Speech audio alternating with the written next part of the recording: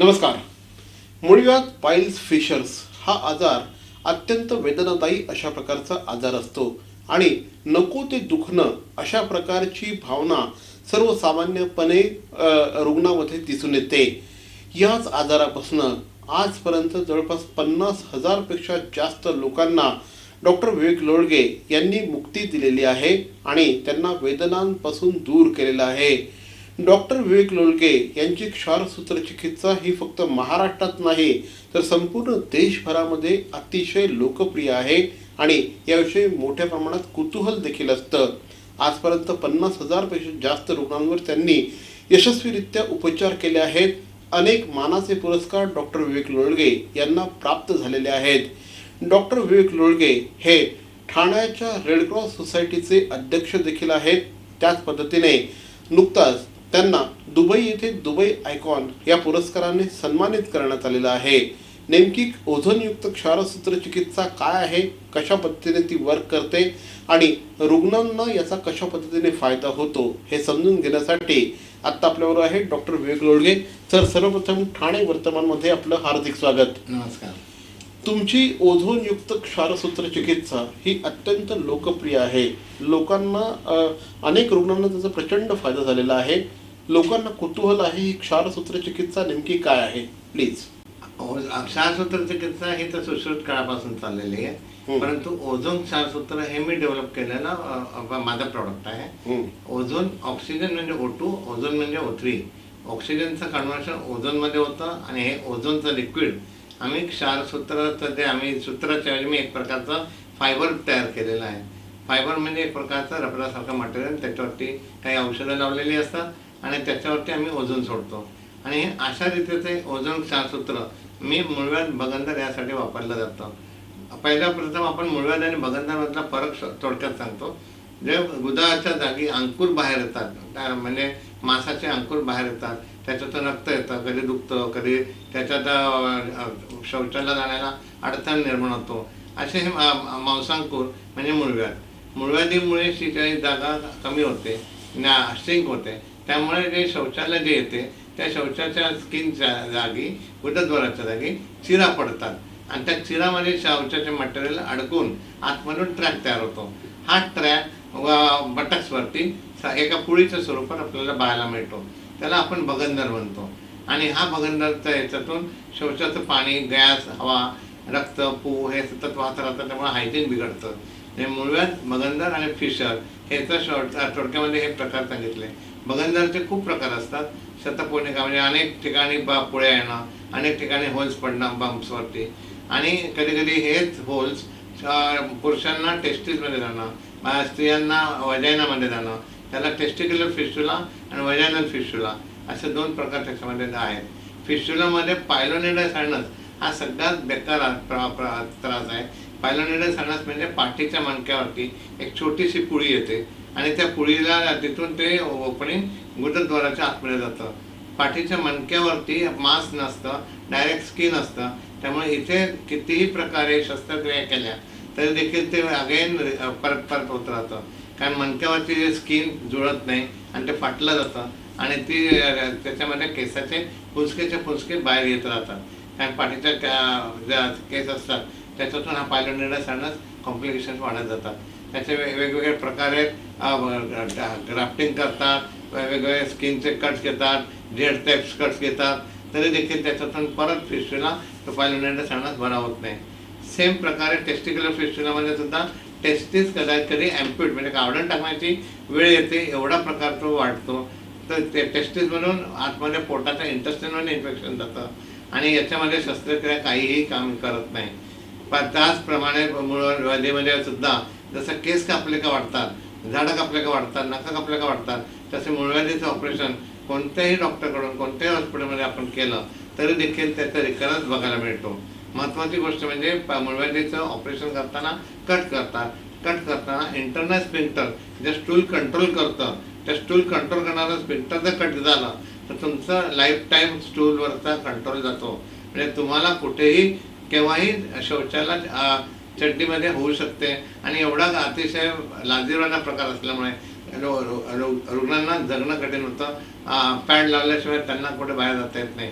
परंतु ह्या सर्व शस्त्रक्रियेतून मुक्ती मिळवण्यासाठी अतिशय सोपा उपाय म्हणजे माझं ओझोन क्षारसूत्र चिकित्सा, ज्याच्यामध्ये स्पायनल एनेस्थेसिया जे हॉस्पिटलमध्ये दिलं जातं, मणक्यात इंजेक्शन देऊन बदल करायचं आणि मग 2 दिवस ॲडमिट करायचं, ती प्रोसेस माझ्या प्रोसेसमध्ये नाही. माझ्या प्रोसेसमध्ये आपण दात काढायला जातो त्याप्रमाणे लोकल एनेस्थेसिया दिला जातो.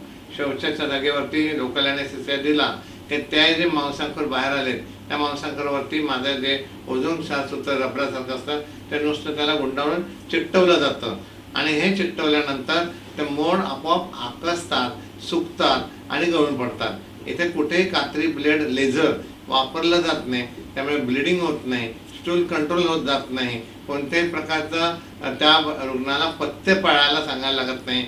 तो रुग्ण ताबडतोब चालत जाऊ शकतो आणि नॉर्मल माणसासारखा बसू शकतो. जे हॉस्पिटलमधल्या प्रोसेसला रबराच्या ट्यूबवरती बसायला देतात तिथे आपली काही याची गरज नाही. हॉस्पिटलमधल्या रुग्णाला रोज ड्रेसिंगला डॉक्टरकडे जावं लागतं. इथे माझा रुग्ण लांबूनच्या गावावरून येतो पण त्याला परत परत फॉलोअपला माझ्याकडे यावं लागत नाही. या प्रोसेसमध्ये जी हायजीन आहे म्हणजे ज्याच्यामध्ये हे जे स्टिचेस जे पिकतात, सेप्टिक होतात, तो आपल्याला इथे त्याचा काही भीती नाही आहे. डायबिटीसच्या रुग्णाला भीती नाही आहे. डायबिटीसच्या रुग्णामध्ये जखम झाली तर भरायला वेळ लागतो, टाके सुकायला वेळ लागतो. आपल्याकडे उलटं आहे, आपल्या किती डायबिटीस असू द्या, काही हार्टचा प्रॉब्लेम असू द्या, गरोदर महिला असू द्या, पण हे आपण ही प्रोसेस फक्त चिकटवण्याची प्रोसेस करतोय, लोकल एनेस्थेसियामध्ये करतोय. त्यामुळे सिंपलरित्या सोप्या रीतीने तो रुग्ण कोणत्याही साईड इफेक्ट शिवाय व्यवस्थित होऊ शकतो. आणि हा नुसता व्यवस्थित नाही पण हा कायमचा होतो. गेली 40 वर्षामध्ये मला एकही रिकरन्स मिळाला नाही. सेम वे आपण फिस्च्युलामध्ये करतो. मी मगाशी जे पायलोनेडल सांगितलं, टेस्टिक्युलर सायनस सांगितला, वजायनल फिस्च्युला सांगितला, तर याच्यामध्ये आपण ह्या ट्रॅकमध्ये फक्त हे ओझोनचं क्षारसूत्र इन्सर्ट करतो. हे इन्सर्ट केल्यानंतर त्याच्यामध्ये असलेला जो मसाला तो फुगतो आणि आतमधला डेड टिश्यू सगळ्या स्क्रॅप केल्या जातात. म्हणजे म्युकस मेम्ब्रेनचं आतले जे घाण, जी सडलेली स्किन आहे ते निघून जाते, त्याच्याला पस सगळा निघून जातो आणि स्वच्छ जखम होऊन ते जखम मुळापासून भरते. मुळापासून भरत असताना कुठेही कापलेलं जात नाही, आतून भरत जातं आणि वरून नवीन स्किन येऊन ते ज्या पुळ्या आलेल्या त्या पहिल्यासारख्या होतात. आणि या पाईल्स आणि फिस्च्युला दोन्ही ऑपरेशन जगामध्ये कोणीही ॲट अ टाईम करू शकत नाही. कारण पाईल्समध्ये रक्त असतं, फिस्च्युलामध्ये पू असतो. पू म्हणजे बॅक्टेरिया. रक्त आणि पू एकत्र झालं तर बॉडीत सेप्टिसिमिया होऊ शकतो. सेप्टिसिमिया होऊ नये म्हणून कोणताही सर्जन फिस्च्युला एकटा आधी ऑपरेट करतो. ते ऑपरेट केल्यानंतर मग ते बरं झाला मग पाईल्स करू शकतो. पण तो फिस्च्युला बरा होऊ शकत नाही कारण फिस्च्युलाच्या टोकापर्यंत सर्जन पोहोचू शकत नाही. सर्जन जर फिस्च्युलाच्या टोकापर्यंत गेला तर तो इंटरनल स्फिंक्टर कट होईल आणि मग तो फिस्च्युला बरा नाही होणार आणि शिवाय स्टूल कंट्रोल पण जाईल. म्हणून फिस्च्युला तसाच परत परत करत राहतात. पाईल्स तर रुग्णाला भोगायला लागतो. पण माझ्या प्रोसेसमध्ये मी फिस्च्युलामध्ये पण तो ट्रॅकमध्ये तो थ्रेड टाकतो, मूळव्याधीला पण तो थ्रेड बांधून टाकतो. म्हणजे मूळव्याध आणि भगंदर दोन्ही ॲट अ टाईम माझ्या प्रोसेसने करता येतं. आणि दोन्ही ॲट अ टाईम प्रोसेस केल्यामुळे मूळव्याध राहत नाही, भगंदर राहत नाही, फिशर राहत. म्हणजे सगळे प्रकार एका वेळेला क्लिअर झाल्यानंतर ॲनसची जागा, रुंदी मोठी होते आणि शौचाचं त्याचं ऑब्स्ट्रक्शन निघून जातं. आणि ह्या ऑब्स्ट्रक्शन निघून गेल्यानंतर रिकरन्सचा 1% पण चान्स कशातही राहत नाही. याच्यामध्ये कोणत्याही प्रकारचं पथ्य नसल्यामुळे रुग्ण आनंदाने त्या दिवसापासून कामाला लागतो. सर अतिशय खूप असं दीर्घ असं उत्तर झालं आणि माझ्या मते प्रेक्षकांना सगळंच समजलं असेल याच्यातनं. पण तरीही काही छोट्या छोट्या गोष्टी अशा असतात की ज्या तुमच्यापर्यंत पोहोचल्या पाहिजे, अधोरेखित झाल्या पाहिजे. सर काही छोटे छोटे प्रश्न तुम्हाला आता विचारतो, त्याची तुम्ही छोटी उत्तरं द्या कारण प्रेक्षकांना बरंच सगळं समजलेलं आहे. साधारणपणे ही जी ओझोनयुक्त क्षारसूत्र चिकित्सा आहे हिला किती वेळ लागतो? 4 ते 5 मिनिटं लागतात. कारण 4 ते 5 मिनिटामध्ये आपल्याला फक्त केसाला रबर बांधतो एवढ्या सोप्या पद्धतीने ते बांधलं जातं. त्या मूळव्याध आणि भगंदर दोन्ही प्रोसेस 5 मिनिटामध्ये माझं काम होऊन जातं. म्हणजे अक्षरशः 5 मिनिटाचा हा प्रकार असतो. आपण हा आजार अनेक दिवस, अनेक महिने, अनेक वर्ष सहन करत असतो. पण तुम्हाला खरं सांगतो, मी डॉक्टरांकडे असे अनेक पेशंट आजपर्यंत पाहिले आहेत की जे अगदी दुसऱ्या दिवशी आनंदाने त्यांचं आयुष्य जगायला सुरुवात केलेली असते.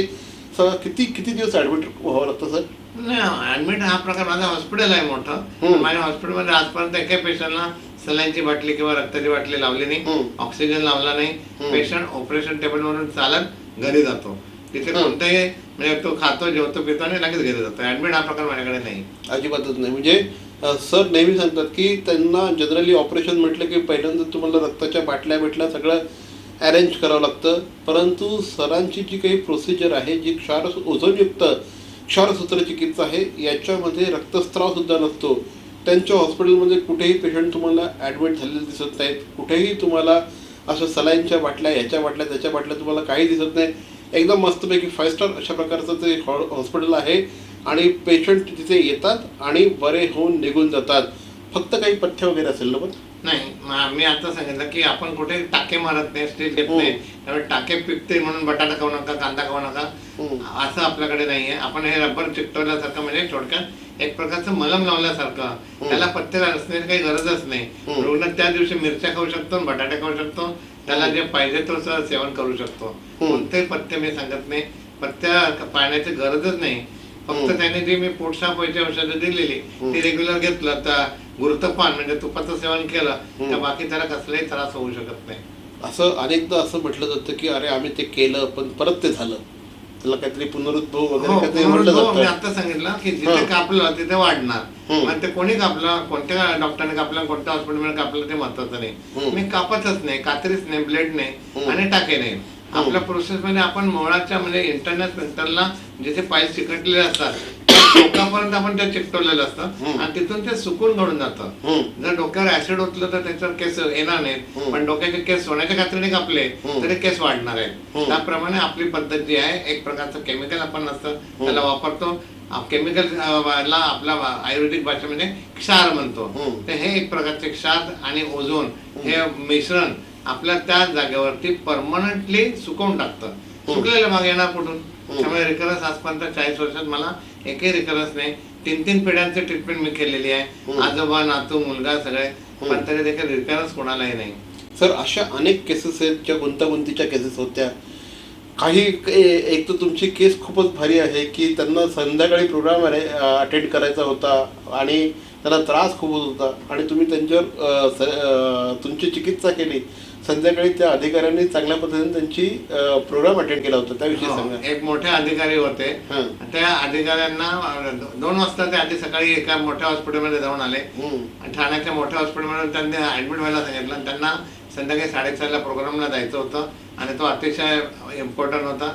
ते आल्या 1:30 वाजता माझ्याकडे आणि त्यांचं संपूर्ण गुदद्वाराचा म्हणजे प्रोलॅप्स पाईल्स बनतो, अक्षरशः चिक्कू एवढं सगळं शौचाच्या जागेत बाहेर आलं होतं. आणि अशा या रुग्णांनी त्यांनी मला अट घातली की मला 4:30ला जाता यायला पाहिजे.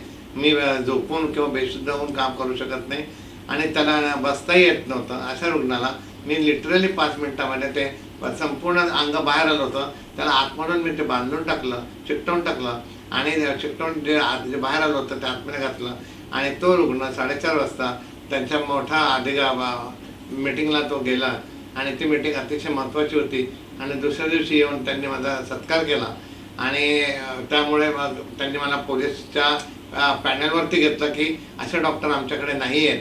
म्हणून मग ती प्रोसेस चालू झाली आणि विदिन 4 to 5 days ते एकदम पूर्णपणे बरे झाले. मूळव्याध आणि भगंदर हे सगळं आपण आत्ता झाल्यानंतरची काळजी त्याबद्दल बोलतो आहोत. होच नाही यासाठी काय काळजी घेतली पाहिजे? होच नाही याच्यासाठी कॉन्स्टिपेशन टाळलं पाहिजे. म्हणजे मलबद्धता होता कामा नये. मलबद्धता झाली का पाईल्स होणार, पाईल्स झाला का फिशर होणार, फिशर होणार. म्हणून मलबद्धता तुम्ही काही खा, खाण्याबद्दल मी कधी कोणाला काही बोलत नाही. पथ्य पाळण्याची गरज पण नाही. आयुर्वेदामध्ये आहार विहार महत्वाचा आहे, परंतु देखील त्या आहार कोणता घेता त्यापेक्षा तुमचं जर पोट साफ राहिलं आणि पोट साफ होण्यासाठी मी आता सांगितलं गुरुत्वपान म्हणजे जेवणामध्ये जेवढं तुमचं तूपाचं सेवन जास्ती असेल तेवढं तुम्हाला बरं वाटेल. लोकांच्या मनामध्ये भीती असते की तूप घेतला का कोलेस्ट्रॉल वाढेल, तूप घेतला का हार्ट अटॅक येईल, वजन वाढेल. पण तूप हे शुद्ध तूप पाहिजे, लोण्यापासून बनवलेलं तूप, बाजारातलं मार्केटचं तूप याच्यामध्ये चरबी मिक्स केलेली असते, त्यामुळे कोलेस्ट्रॉल वाढतं. आणि शुद्ध तूप म्हणजे घरगुती तूप जर आपण रोज 3 ते 4 चमचे रात्री झोपताना 1 वाटी गरम पाण्यामध्ये मिक्स करून घेतलं तर तुम्हाला मूळव्याधीचा भगंदरचा त्रास होणारच नाही. सर आपण अनेकदा असे पण पेशंट बघत असतो की जे परराज्यातनं सुद्धा पेशंट येतात तुमच्याकडे. काही पेशंट तर परदेशातनं सुद्धा आलेले आहेत, त्याविषयी सांगा. माझा श्रीलंकेला, दुबईला या ठिकाणी नेहमी जाणं असतं. तिकडचे पेशंट मी बघत असतो आणि जे परदेशातून माझं जे नाव ऐकून येतात ते एकदा आल्यानंतर परत त्यांना थांबायला वेळ नसतो. ते प्रोसेस करून ताबडतोब त्यांच्या देशात, त्यांच्या गावात, बाहेरच्या गावामध्ये निघून जातात. कारण आपल्या प्रोसेसमध्ये फॉलोअपची सहसा गरज पडत नाही. जर लोकल पेशंट असतील त्यांनाच फक्त मी फॉलोअपला बोलवतो, कारण माझ्या पेशंटला ड्रेसिंगची गरज नाही पडत. ड्रेसिंग स्वतः करू शकतो. चिकटपट्ट्या लावणं, बँडेज बांधणं हा प्रकार माझ्या प्रोसेसमध्ये नाही. फक्त आपण जसं एरवी मूळव्याध बघण्याला औषधं लावतो तसं त्याने घरी लावलं तर माझ्याकडे परत यायची गरज पडत नाही. आणि लाईफ टाईम गॅरंटी असल्यामुळे समजा माझ्याकडे दुबईचा पेशंट आला तर तो पेशंट त्याच्याकडचे 4 जण घेऊन येतो. कारण ही प्रोसेस अख्ख्या भारतामध्ये ओझोन शास्त्र हे माझं रिसर्च आहे, माझं संशोधन आहे. त्यामुळे अख्ख्या भारतामध्ये हे फक्त मीच करतोय. तर हे होते डॉक्टर विवेक लोळगे. कलासिद्धी नावाचं त्यांचं खूप सुंदर हॉस्पिटल आहे आणि या क्षेत्रामध्ये महाराष्ट्रातलं कदाचित सगळ्यात सिनियर नाव म्हणून डॉक्टर विवेक लोळगे यांच्याकडे बघितलं जातं. स्वतःच्या संशोधनातनं त्यांनी हे सगळे उपचार निर्मित केलेले आहेत आणि आज हजारो रुग्णांना त्याचा फायदा होतो आहे. तुम्हीसुद्धा कुठेही असाल, महाराष्ट्राच्या बाहेर कुठेही असाल आणि तुम्हाला जर हा आजार खूप महिने सतावत असेल तर स्क्रीनवर क्रमांक दिलेले आहेत, त्यावर डॉक्टरांशी एकदा अवश्य संपर्क साधा. तुम्हाला खरं सांगतो, हे अतिशय म्हणजे डे प्रोसिजरसारखी ही प्रोसिजर आहे. तुम्हाला ॲडमिट होण्याची गरज नाही आहे, तुम्हाला कुठल्याही पत्ता पाळण्याची गरज नाही आहे. एकदा फक्त डॉक्टरांचं कन्सल्टेशन घ्या. सर, आमच्याशी बोललात त्याबद्दल धन्यवाद. धन्यवाद.